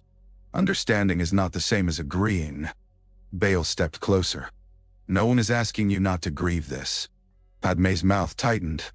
"It is interesting how often the galaxy asks women not to call something theft when necessity commits it." No one answered immediately, because no answer would have improved the truth. Leia stirred and let out a tiny, irritated sound. Padmé soothed her automatically, thumb brushing the child's cheek. "I carried them together. They heard the same heart, the same voice, the same music, the same fear. And now we mean to divide them before either has even learned the shape of my face. Together, too bright they will burn," Yoda said softly. "Easier for the dark side to find. Bound in the Force they are." Padmé looked at him, not angrily but with the exhausting patience of someone who has already been expected to accept too much on faith. "Forgive me, Master Yoda, but the last generation of your order read many things in the Force and still delivered us here." The old master inclined his head. "Forgiveness ask. I do not. Wrong you are not." Obi-Wan had never loved Yoda more than in moments when the old being laid aside authority and answered simply as one fallible creature to another. Padmé closed her eyes briefly. When she opened them again, they were steadier. "I am sorry. I do not wish to turn pain into cruelty." "Pain does that without permission," Bail said. "You owe us honesty before gentleness." She gave him a look of tired gratitude. Obi-Wan took a breath. "Luke can be hidden on Tatooine, with Owen and Beru." At the name, Padmé's head lifted sharply. "On Anakin's homeworld. On his stepbrother's farm," Obi-Wan corrected. "A place so ordinary the Emperor would never imagine looking there first. Owen distrusts me and distrusts all things Jedi. That may prove an advantage." A shadow of bitter irony crossed Padmé's face. "My son protected by someone who wants nothing to do with the father. Protected by someone who values ordinary life above glory," Obi-Wan said. "That may be the best gift any of us can offer." Padmé looked at Luke. The child blinked solemnly up at her, unaware that geography and fate were already arguing over him. "And Leia." Bail spoke now with formal gravity, though his voice was warm beneath it. "Rhea and I have long wished for a child. Alderaan can offer safety, status, and distance. She would be cherished. Publicly adopted eventually, as our daughter."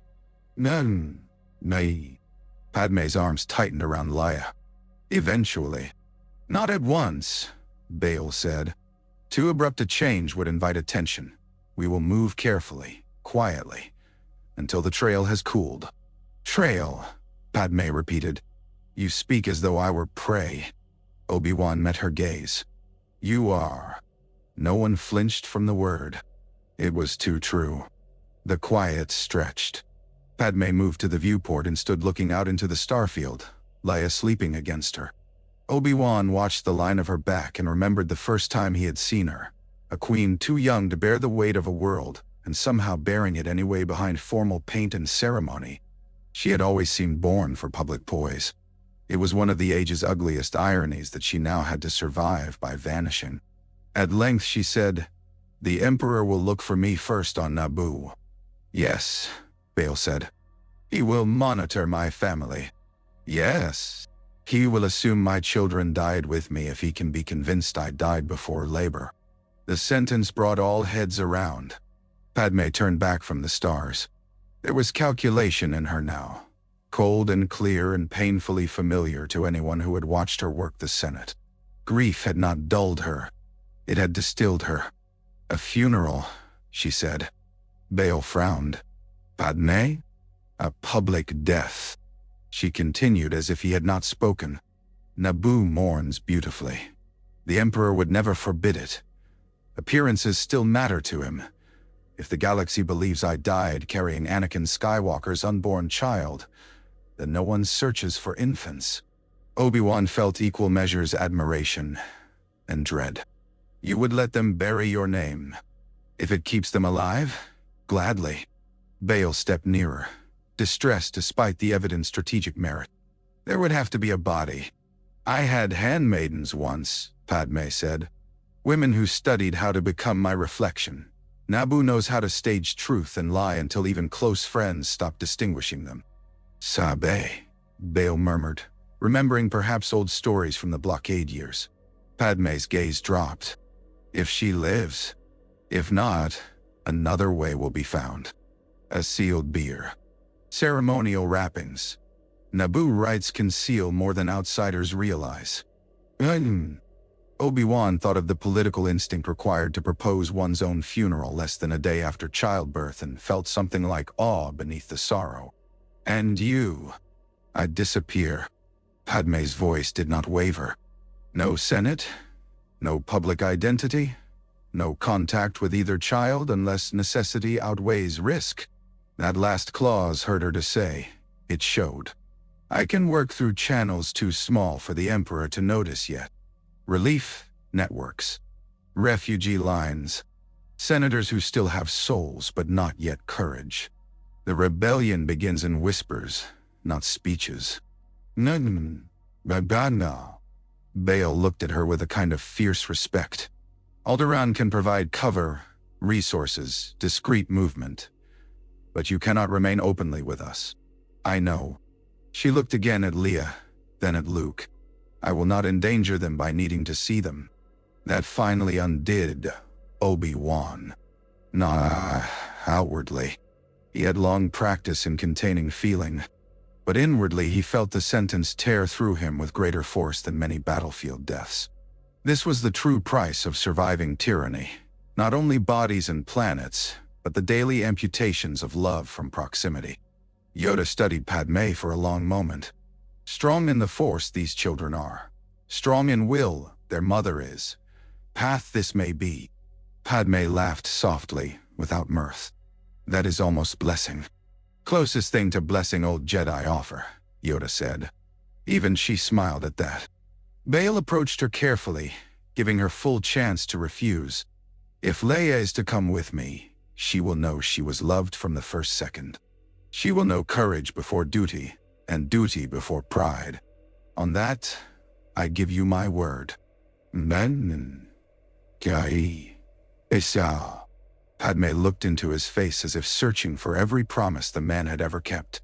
She found enough. Slowly, with emotion more agonizing than any grand gesture, she extended the child. Bail received Leia with both arms and bowed his head over her as though accepting a crown no monarch would envy. The infant squirmed, then settled against the rhythm of his heart. Padmé did not cry immediately. She crossed instead to Obi-Wan. Luke had begun to fuss, sensing perhaps the strain in the air. Obi-Wan shifted him, awkward suddenly in a way lightsabers and negotiations had never made him. Padmé laid one finger against the child's tiny palm. He curled around it with infuriating trust. "He has your stubbornness," Obi-Wan said quietly. She glanced up. "My stubbornness. You came to Mustafar alone." A shadow passed between them, but it was not accusation. Merely the acknowledgement that choices do not become simple because they become understandable. Padmé drew a breath. "When he is older, if you tell him about Anakin, tell him the truth in portions he can bear. Do not make a saint of him. Do not make a monster of him. Both are easier than a man." "Nah, I promise. And if Luke asks about me, he'll know you were brave." "No." She shook her head. "That is what histories say about women when they mean only that we bled decorously. Tell him I was stubborn. Tell him I got angry in committee hearings and hated bad poetry and once wanted very badly to go home and could not. Tell him I loved him before I knew his face." Obi-Wan swallowed hard. "I promise that too." She leaned forward then and kissed Luke's forehead. The baby sneezed in indignation. For one startled second, everyone in the hangar smiled. Then Padmé straightened and stepped back, because any delay now would only sharpen the knife. "Take him," she said. Obi-Wan nodded once. Bail came to stand beside him, Leia in his arms. The symmetry of it was unbearable. One twin, dark-haired and watchful. The other fairer in the light and already restless. Each held by someone who loved them for reasons larger than blood and smaller than destiny. Yoda rose from the crate and came between them, laying one clawed hand briefly against Luke's blanket, then Leia's. "Begun. Another story has." Padmé's gaze moved from one child to the other as if imprinting them somewhere beyond memory. "Then let it begin far from emperors. They parted not with ceremony but with exhaustion." Bail took Leia toward his ship. Obi-Wan remained only long enough to let Padmé touch Luke one last time. Their fingers brushed over the blanket. No words remained worthy of the moment. As the senator reached the ramp, he turned back. "When the time comes," he said to Padmé, "I will tell her what she may safely know, and when it is safe to know more. Padmé nodded. Obi-Wan lingered. The old instinct to protect had nowhere to go and so made him clumsy. "You should rest." She gave him a look that was almost fond. "You sound like a physician now. I should have been many things I was not. Perhaps." She studied him, and some private decision seemed to settle. "Obi-Wan." "Yes? I do not forgive what happened. Not because I think you wrong, and not because I think you right, but because forgiveness suggests I stand above the act and can judge it cleanly. I loved him too. I sent messages that helped him hide. I mistook intensity for honesty. I wanted to believe love exempted us from consequence." Her eyes shone but did not break. "So I will not forgive you. I will remain beside you in the wound. That is all I have." He bowed his head because anything else would have been arrogance. When he looked up, she had already turned away, back toward the stars, making herself into a figure the future would need. Not queen, not senator, not widow exactly, but a woman preparing to erase herself so her children might live. The trip to Tatooine felt shorter than it should have. Perhaps grief contracts distance. Perhaps Obi-Wan simply ceased to notice stars when all of them seemed arranged in indifferent witness to the same fact. Anakin Skywalker was dead, and the child who bore his blood slept 3 feet away in a small travel cradle, making soft noises at intervals that sounded like complaint and promise combined. Luke did not cry much in hyperspace. He seemed, rather, to study existence with the solemn bewilderment of the newly arrived, waking only to eat, wave his tiny fists, and stare at Obi-Wan with an intensity that made the Jedi uncomfortably aware of how little he knew about babies compared with battle formations. At one point, midway through the journey, Luke opened his mouth in a fierce wail for no reason Obi-Wan could identify. "Now," Obi-Wan said softly, lifting him with all the care of a man handling an explosive relic. "Surely there is some technique for this." Luke ignored reason. He continued to cry. Obi-Wan tried pacing. He tried adjusting the blanket. He tried, with acute embarrassment even in solitude, humming a tune he half remembered from the temple creche. None of it worked. At last he simply held the child close against his chest and let him cry until the storm passed. It struck him then with a force almost comic, that every grand design in the Force eventually reduces someone to this. Standing in a small transport, sleep-deprived and terrified, trying to comfort a being who cannot yet understand words. When Luke quieted, his tiny hand found the edge of Obi-Wan's tunic and held on. The gesture undid something in the older man. "Your father used to do that," he murmured before he could stop himself. "When he was very young, not with cloth, with questions." The child blinked, uninterested in inheritance. Tatooine appeared as it always had to Obi-Wan, less a world than an exposed memory.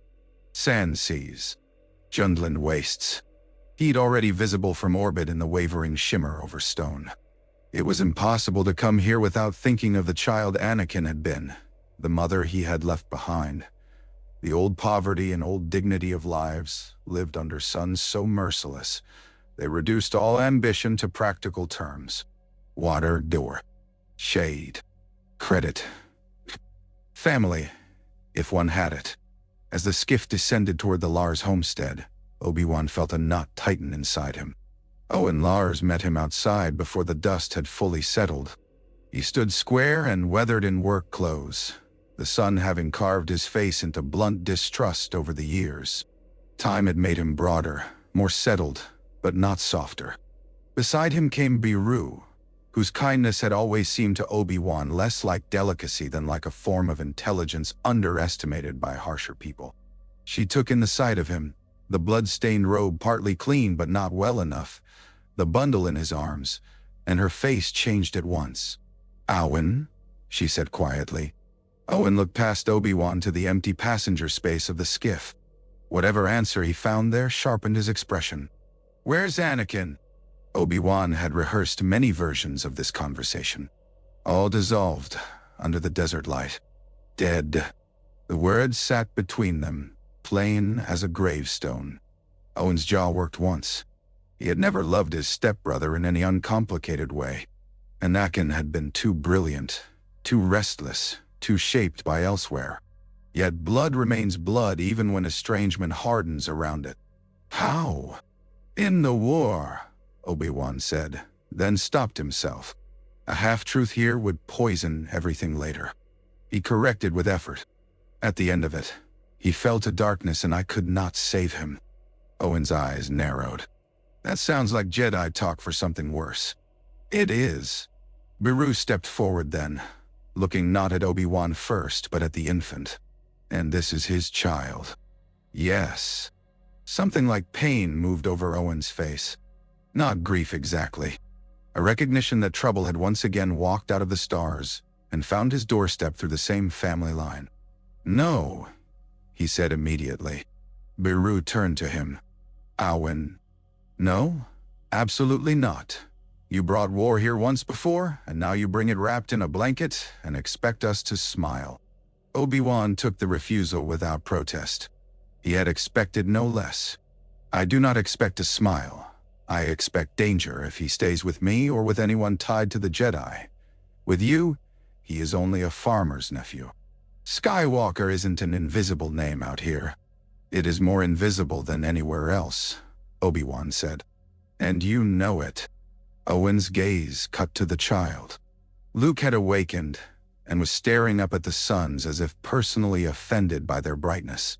Owen looked away almost at once, which told Obi-Wan everything. People who truly do not care can look longer. "I won't have him dragged into your crusades," Owen said. "My crusades are finished. Forgive me if I find that hard to believe." "You should find it hard to believe." Obi-Wan shifted Luke gently and forced himself to remain steady. "But believe this, I am not asking you to raise a Jedi. I am asking you to raise a boy, to teach him moisture evaporators and patience, and how to judge weather by smell, to let him have the childhood his father did not." At that, Owen's expression cracked. Not much, but enough. The mention of Anakin's childhood landed in the place where resentment meets pity, and from there old family obligations become harder to deny. Beru reached out. "May I?" Obi-Wan placed Luke in her arms. She held him with immediate competence. The baby settled almost at once, as infants often do when taken by those who know their own gentleness. Beru smiled down at him, and the look on her face was not sentiment but recognition of labor waiting to be loved. "He's beautiful," she said. Owen exhaled harshly through his nose, defeated by reality more than argument. He came nearer despite himself. Luke turned his head toward him. For a moment, step-uncle and nephew regarded one another with equal suspicion. "He has too much of Anakin in the eyes," Owen muttered. "Maybe," Beru said. "Maybe he'll have enough of the rest of the galaxy to balance it." Obi-Wan almost told them about Padmé then, about her courage and intelligence and the way she had chosen life because these children existed. But secrecy had become the first duty, so he kept her where history would not. "He must never know too early," Owen said, "about any of it." Obi-Wan's gaze moved to the horizon. "Too early, no?" Owen heard the evasion at once. "Or ever." "That I cannot promise." "I can." Beru shot him a look. "Owen." He did not retreat. "If there's any mercy in what happened to his father, it's that this boy doesn't have to grow up chasing the same madness. He stays here. He stays out of it." Obi-Wan looked at him, really looked, and understood the man more clearly than before. Owen was not small-minded. He was wounded by the scale of distant ambitions that always seemed to leave ordinary people paying the bill. He believed in plows because starships had brought only grief. In another age, the Jedi might have dismissed him as limited. In this age, Obi-Wan found the limitation salutary. "I will watch from a distance," he said. "Nothing more, unless necessity demands it." "Distance," Owen said. "That part I like." Luke yawned. The homestead behind them breathed cool, recycled air from deep underground chambers. Above, the twin suns climbed. Wind pulled at robes and stirred sand across stone. It would have been possible to imagine this as peace if one knew nothing of empires. But peace, Obi-Wan thought, is not always the absence of war. Sometimes it is merely the presence of people stubborn enough to keep making meals and repairing machinery and taking in children while history thunders overhead. He said his farewells more quickly than his heart wished and more slowly than Owen preferred. Beru held Luke as though she had already memorized his weight. Owen stood nearby, resisting tenderness on principle, and therefore nearly certain to be ambushed by it later. Obi-Wan touched two fingers very lightly to Luke's brow. "Be happy," he said, and because blessings are often requests made to the universe in one's most helpless voice, the words carried more plea than command. Then he turned and walked away from the homestead. He did not get far before the weight of everything overtook him. The desert beyond the Lars moisture farm was a sea of pale gold under brutal sky.